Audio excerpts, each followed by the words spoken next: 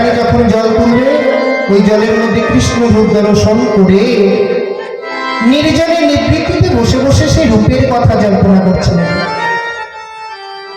যে যে রূপ দেখলাম সে কি রূপ না অপরূপ কিছু নির্ণয় করতে পারলাম না। ঠিক সেই সময় ললিতা, বিশাখা, চিত্রা, চম্পকলতা, রঙ্গদেবী, তুঙ্গবিদ্যা, ইন্দ্ররেখা, সুদেবী রায়ধনীকে বললেন, রায় তোর কি হয়েছে? তোর পূর্ণিমা চাঁদের মতন বদন কেন মলিন হয়ে গেছে বল? রাধারানী বলেছিল, সখী বড় আশা নিয়ে গিয়েছিলাম যমুনায় জল আনতে, জলের মধ্যে একজন রূপীর মানুষ দেখে না, সে রূপ নাকি অরূপে কিছু নির্ণয় করিতে পারি না। সখীগণ বললেন, রায় এই বৃন্দাবনে তুই ছাড়া তো আমার মরমীয় সখী কেহ নাই, আর আমরা ছাড়াও তোর অন্তরঙ্গী সখী কেউ না। তুই সেই রূপের কথা বল। সেই রূপের কথা রাধারানী নিজে বক্তা সেজে আর সখীদের শ্রোতা মণ্ডলী সেজে সম্মুখে বসে রূপের কথা বলছিলেন। তাই রূপের কথা বলতে বলতে রাধারানী কি হলো না, হৃদয়ে অনুরাগ আসলো, অনুরাগ থেকে তৈরি হলো ভাব, আর ভাব থেকে মহাভাব, মহাভাব থেকে রাসে যেই মাত্র বাসে শুনল, এখান থেকে রাধারানী সেই রাসে ভাবুক হয়ে উঠলেন। তো আজ মধুময় শ্রীরাম বৃন্দাবনে ভগবান শ্রীকৃষ্ণ বেলির অপরাহ্ন সময়কালে নবলক্ষ ধীরের পাল নিয়ে এলেন ঘরে, মায়ের কাছে ফিরে এলেন। এসে মায়ের কাছে ক্ষীর নবনী ছানা মাখন খেলেন। আপনি আস্বাদন করেছেন উত্তর গোষ্ঠী লীলা। তারপরে রূপ লীলা হলো, ভগবান শ্রীকৃষ্ণের রূপ বর্ণনা। এখন ভগবান কি করলেন, রূপসজ্জায় সজ্জিত হয়ে নিজের পালঙ্কের মাঝে, নিজের কক্ষের ভিতরে কি করলেন, মুরলিটি হাত মাথার নিচে রেখে, সাইডে রেখে তিনি কি করলেন, পালঙ্কের মধ্যে শুয়ে আছেন। আর এদিকে বৃন্দাবনের মধ্য গগনীতে, মধ্য রজনীতে পূর্ণিমার চাঁদের উদিত হয়েছে। আর যেই মাত্র সেই পূর্ণিমা চাঁদের উদয় হলো, সেই চাঁদের কিরণ ভগবানের জ্বালানা কক্ষদ্বার ভেদ করে ভগবানের নয়নে উপনীত হল। যেই মাত্র চাঁদের কিরণ রশ্মি আমার ভগবান দেখলে, সঙ্গে সঙ্গে ছুটে উঠে বসলেন নিজের পালঙ্কে। মনে পড়ে গেল তেতা যুগের কথা। কি রামচন্দ্র অবতারের সময় ৬০,০০০ বাল্যখিল্লি মুনিগণ বলেছিল, দয়াময় আমরা যে তোমার যাগযজ্ঞ তপস্যা করছি, তুমি প্রসন্ন হয়েছ। রামচন্দ্র বলল, হবো না কেন? তোমরা তো কামনা বাসনা নিয়ে করছো না, নিষ্কাম ভাবে তোমরা তপস্যা করছো। আমি তোমাদের ব্রতে প্রসন্ন হয়েছি, বলো কি চাও? তোমরা যা চাইবে তাই দেব। বাল্যখিল্লি মুনিগণ বলল, দয়াময় আমরা তো চাওয়া পাওয়ার আশা নিয়ে আজ তপস্যা করি না, কিন্তু একটি জিনিস চাইব। কি? তোমাকে একটি রাতের জন্য, একটি রজনীর জন্য আমরা যেন প্রতিরূপে লাভ করতে পারি। রামচন্দ্র প্রভু বলেন হাসিয়ে মারবে, তোমরা পুরুষ দেহ নিয়ে এসেছ, কি করে সম্ভব? কিন্তু আমি তো ভক্তের ভগবান, ভক্তের মনোবৃত্তি পূর্ণ করা আমার কাজ। আমি তোমাদের মনোবৃত্তি পূর্ণ করবো, এই যুগে নয়। তেতা যুগের পরে আসবে দাপর যুগ, আর আমি বৃন্দাবনে গিয়ে কৃষ্ণ অবতার হয়ে আসবে। আমি তোমাদের কথা দিলাম, একদিনের জন্য হলেও, একটি রজনীর জন্য হলেও তোমাদের মনোবৃত্তি পূর্ণ করব। তোমরা এই বৃন্দাবনে গিয়ে গোপী দেহ পাবে। আর আমি তোমায় কথা দিলাম, তোমাদেরকে কথা দিলাম, যেদিন বৃন্দাবনে সেই নীল গগনে শরদের পূর্ণ চাঁদের উদিত হবে, আমি ওই চাঁদের কিরণ রশ্মি ছটা যখন দর্শন করব, সেই রজনীতে তোমাদের মনোবৃত্তি ভ্রমণ করব। তাই পুরাকালে যারা মুনি ঋষি ছিল, তারাই সাধনার বলে তারা গোপী দেহ পেল। আজ সেই পূর্বের সেই বাল্যখিল্লি মুনিগণ কি করলো গো মা? সেই বাল্যখিল্লি মুনিগণ আজ বৃন্দাবনে তারা গোপীদেহ নিয়ে এলো। যেই ভগবানের নয়নে সেই পূর্ণিমার চাঁদের কিরণ রশ্মি ছোটা দর্শন হলো, তখন কি হলো গো মা? ভগবান বিছনার পালঙ্ক থেকে উঠে বসে তার নিজের মোহন মুরলি নিয়ে আজ তিনি কি করলেন? সেই নিবৃত্তি নিকুঞ্জ কারণে বনের মধ্যে তিনি কি করছেন? ধীরে ধীরে আস্তে আস্তে হেঁটে হেঁটে তিনি গমন করছেন। আর তা দর্শন করে মহাজন বললেন, দেখো দেখো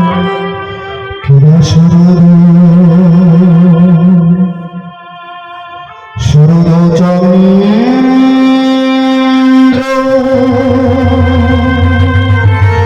কিবা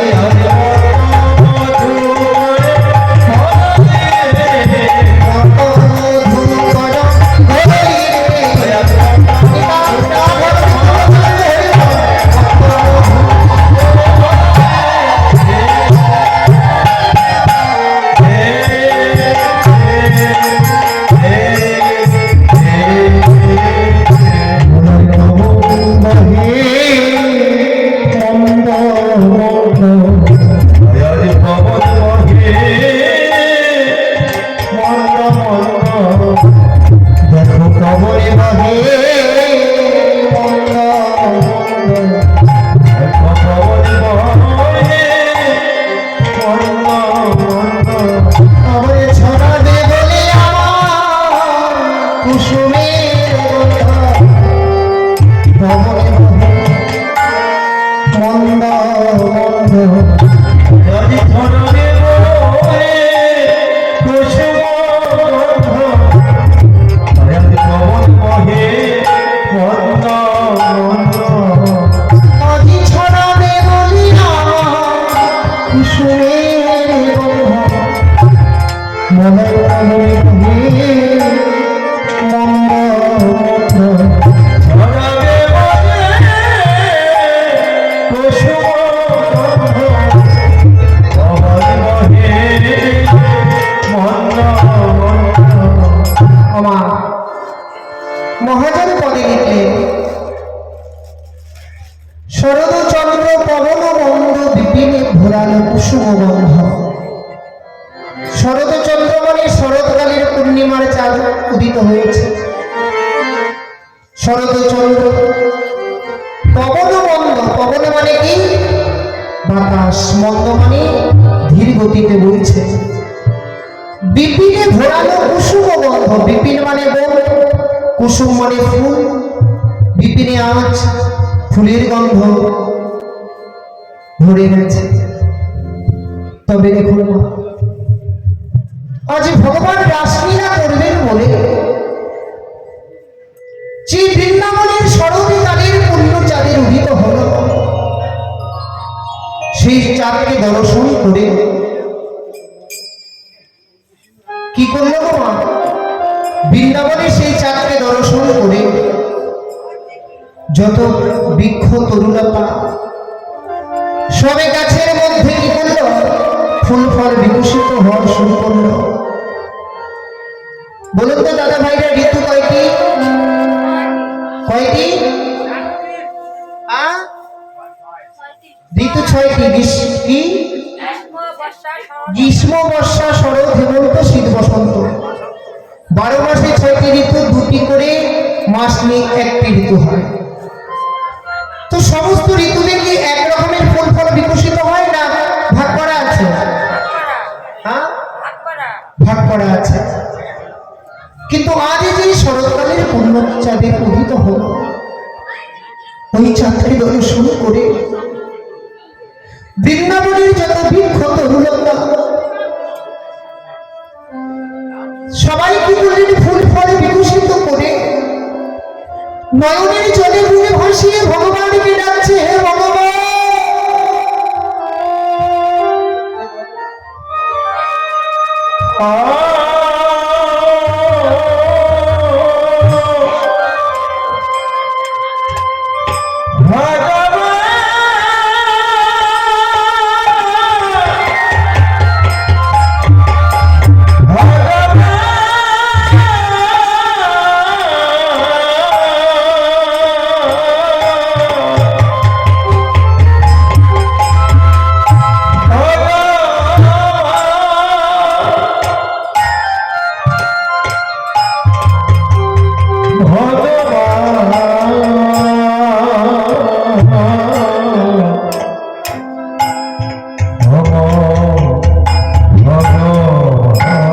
সমস্ত বৃক্ষ তরুলতা আছে ফুল ফলে বিকশিত করে ডেকে ডেকে বলছে, দয়াময়, কত ভাগ্যের ফলে সুন্দর বৃন্দাবনে জন্ম পেয়েছি। তাই আমরা ঋতুর তোয়াক্কা, সময়ের তোয়াক্কা না করে আজ ফুল ফলে বিকশিত করেছি তোমার সেবায় লাগবার জন্য। আমার যে ফুলটি কয়েকদিন আগে ফুটে ঝরে যাওয়ার কথা ছিল, অপেক্ষায় ছিল, আজ বিকশিত হয়েছে। যে ফুলটি গতকাল আগামীকাল বিকশিত হবে, তিনিও আজই বিকশিত হল। বৃন্দাবনে যে গাছে প্রাণ আছে সেই গাছ ফুল ফলে বিকশিত করেছে। যে গাছ কতদিন আগে প্রাণ পরিত্যাগ করে শূন্য কাষ্ঠের ন্যায় হয়েছে, সেই মরা গাছ আজ ফুল ফলে বিকশিত করে ডেকে ডেকে বলছে,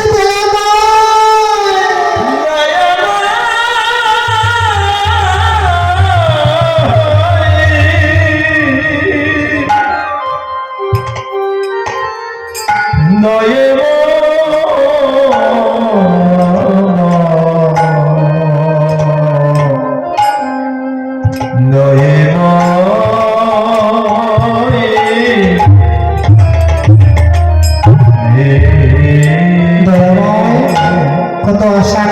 নিয়ে ফুটে উঠেছি তোমার সেবায় লাগার জন্য। আজ যেন তোমার চরণ পাই দয়াময়। তবে দেখো মা, বৃক্ষগুলিকে অতিক্রমণ করে কিন্তু সুন্দর জন্ম মানব দেহ পেয়েছে। আজ আমাদের লজ্জা হওয়া উচিত। বৃক্ষগুলি জন্ম পেয়ে গোবিন্দ সেবার জন্য ফুল ফল বিকশিত করতে পারে, আর আমরাও ওই ফুল বৃক্ষের মতো ফুল ফল বিকশিত করেছি পুত্র কন্যাকে গোবিন্দ সেবার কাজে নিযুক্ত করতে পারি না। তাই না বাবা? পারি না। অথচ বৃক্ষকুলে জন্ম পেয়ে, সামান্য তরুণতা কুলে জন্ম পেয়ে গোবিন্দ সেবায় লাগাতে চায়। তাই না বাবা? ওই বৃক্ষকুলে যেদিন আমরা আম জাম কাঁঠাল লিচু বৃক্ষ হয়ে জন্ম পেয়েছি, দেখে দেখে বলেছি দয়াময়, আর কতকাল আম জাম লিচু কাঁঠাল হয়ে আমায় এই স্থাবর অস্থাবর জঙ্গল হয়ে বৃক্ষ করে উদ্ভিদ হয়ে কাঁদিতে হবে। এমন একটি জনম দাও যে তোমার জনমে হস্ত দিয়ে যেন নিতান্ত একটি মলিন পুষ্প চয়ন করে তোমার চরণে অঞ্জলি দিতে পারি। এইভাবে ডাকার বিনিময়ে ওই আম জাম লিচু কাঁঠাল বৃক্ষ পরিত্যাগ করে ভগবান কি করলেন না তুলসী বৃক্ষ বলে জন্ম দিলেন। যেদিন তুলসী বৃক্ষ হয়ে জন্ম পেলাম, কোন সাধু গুরু বৈষ্ণবে যখন ওই তুলসী পত্রকে তুলে গোবিন্দের চরণে দিল, জনমের মতোই আমাদের বৃক্ষজনী দুর্ভিত হয়ে বৃক্ষজনী শেষ। বৃক্ষকুলে যাবার পরে যখন আমরা কীটি জনি পেলাম, কি মা কি কীট মানে কি বোঝেন তো? কীট মানে পোকামাকড়, ছাঙা, বিছা চেনে, এগুলো হয়ে যতদিন কেঁদেছিলাম, সেই কাজের বিনিময়ে যেদিন ভগবান আমাদের মৌমাছি কুলে জন্ম দিল, আরে মৌমাছি কুলে জন্ম পেয়ে যেদিন প্রত্যেকটা ফুলের থেকে মধু সংগ্রহ করে, যেদিন আমরা ওই মধু সংগ্রহ করে যেদিন মধুর চাকে রূপান্তরিত করলাম, আর ওই মধু যখন কোনো কৃষ্ণ ভক্ত অনুরাগী গোবিন্দ সেবায় নিযুক্ত করল, কীটি জনি জনমের মতো দুর্ভিত হয়ে গেল।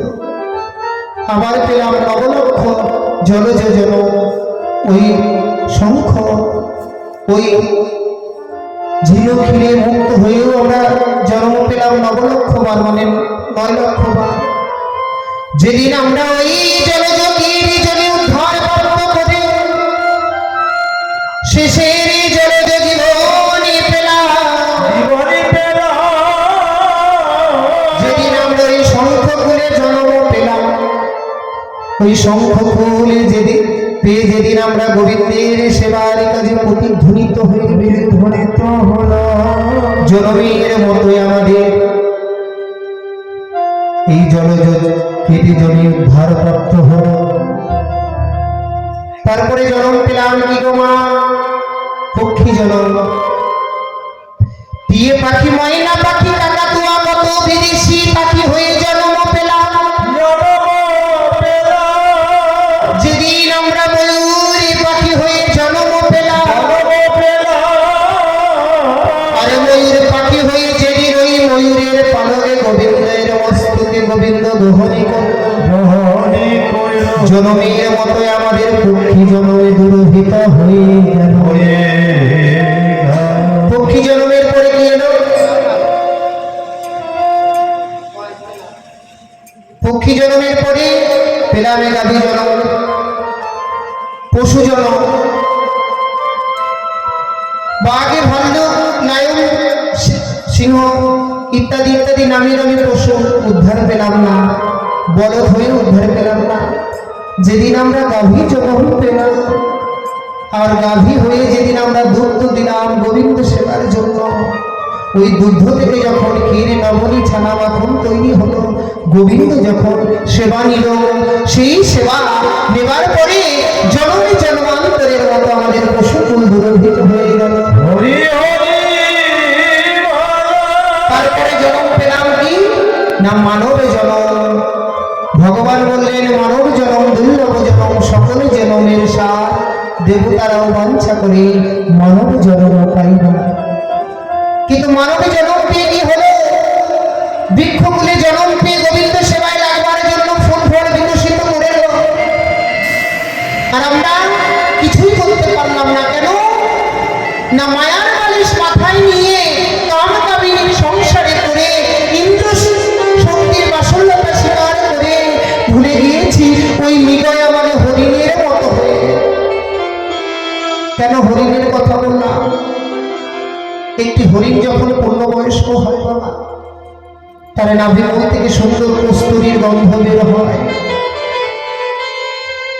যখন সুগন্ধ বের হয় হরিণটি মনে মনে ভাবে কোথা থেকে আসছে সুগন্ধ, গন্ধের উৎপত্তি স্থল কোথায়।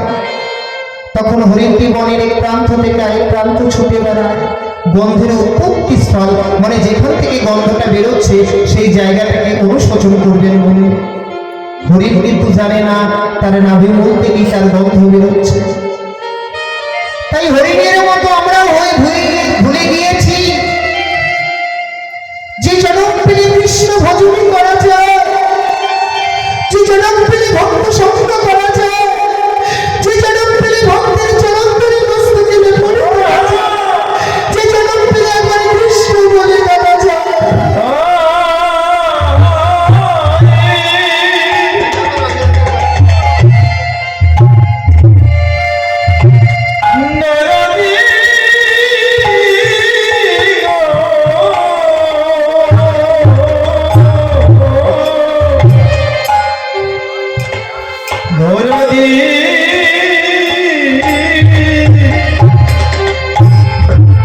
গোবিন্দ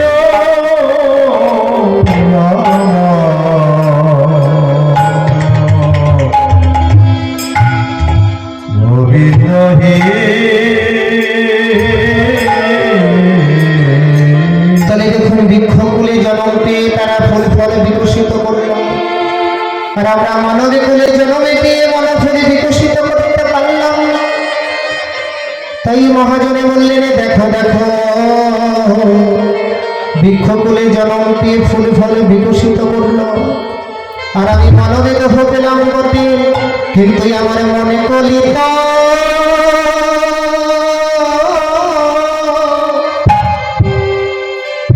গোবিন্দই আমার ফুটিল।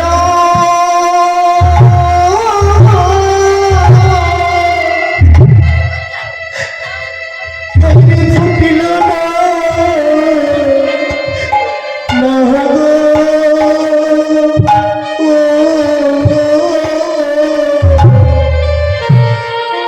মনে মনে গো, মনে মনে কলিত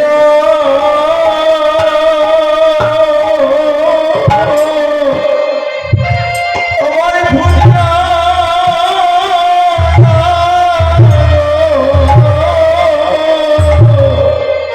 আমার মনে কলিত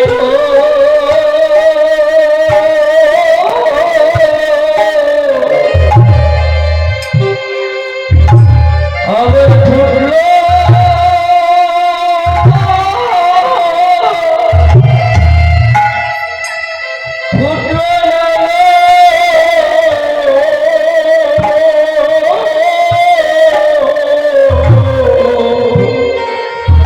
আমারে মালিক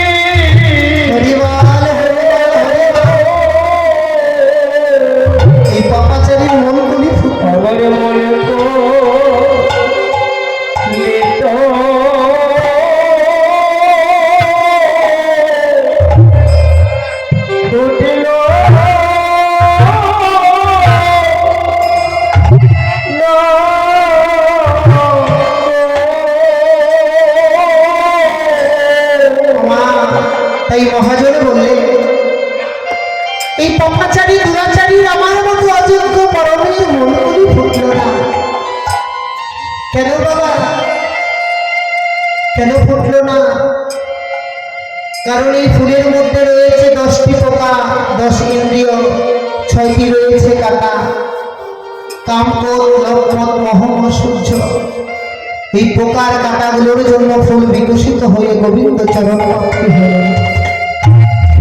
আমার মতো অযোগ্য পরমে মন খুলি ফুটলো বা না ফুটলো তাকে দুঃখ না, কিন্তু বৃন্দাবনে জন্ম পেয়ে দেখো দেখো যেন লতায় লতায় পুষ্প ফুটে উঠেছে। লতায় লতায় পুষ্প ফুটে উঠেছে, যেন লতায় লতায় পুষ্প ফুটে উঠেছে। আমার দ্বারা গোবিন্দ সেবা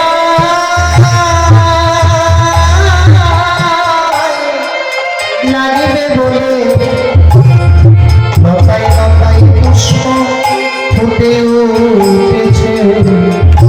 আর গোবিন্দ সেবায় লাগিবে বলে লতায় লতায় পুষ্প ফুটে উঠেছে। তারা গোবিন্দ সেবা হরি বল হরি বল। লতায় লতায় পুষ্প ফুটে উঠেছে। আমার আজ সারা বৃন্দাবনে প্রত্যেকটি লতার মধ্যে ফুল ফলে বিকশিত হয়েছে। আর যখন ফুল ফল ফুটেছে ভ্রমর গুনগুন গুনগুন ছুড়ে সে এসে কি করছে? ফুলের মধ্যে বসে বসে কি করছে?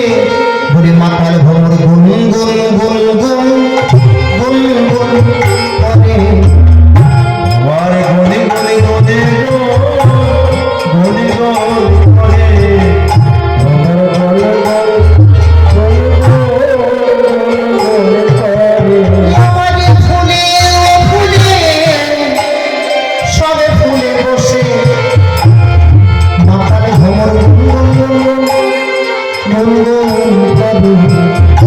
আমারে ফুলে ফুলে ফুলে বসে মাতাল ভ্রমর করে গনে গনে তাই ফুল কি করলে?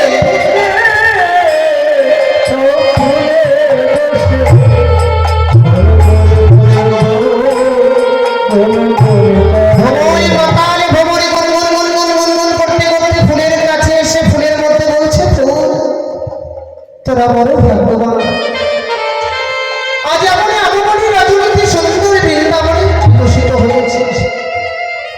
আজকে তোদেরকে আমি এটা করবো না, তোরা গোবিন্দ সেবায় নিযুক্ত হ। এই বলে ফুলের মধ্যে গুনগুন গুনগুন শুনে বলছে, ফুল রে তোরা যখন আশা নিয়ে ফুটে উঠেছিস, বলে তোরা যেন কেউ ভুলে পড়িস না। কিন্তু মায়েরা ভেবে পড়েছে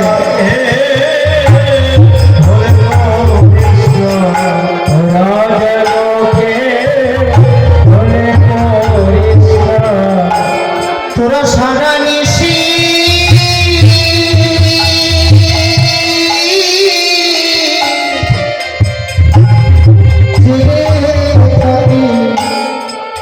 তোরা যেন কেউ ভুলে পড়িস না। জেগে বসে ঘুমাচ্ছে, অপরাধ হয়ে গেলে জেগে উঠবেন, এটা আমি বলছি না। আনন্দ ধ্বনি তোরা সারা নিশি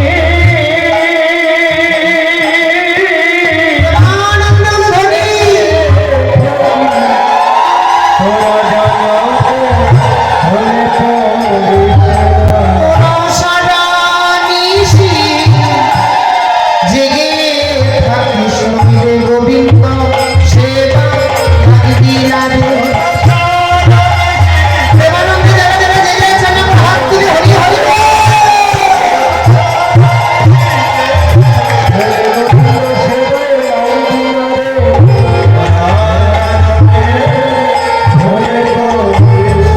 বাবা, বৃন্দাবনের ফুল ফুটেছে, ভ্রমর গুনগুন গুনগুন সুরে ফুলকে বলছে, ফুল সারা রাতে জেগে থাকিস নলে গোবিন্দ সেবা হবে।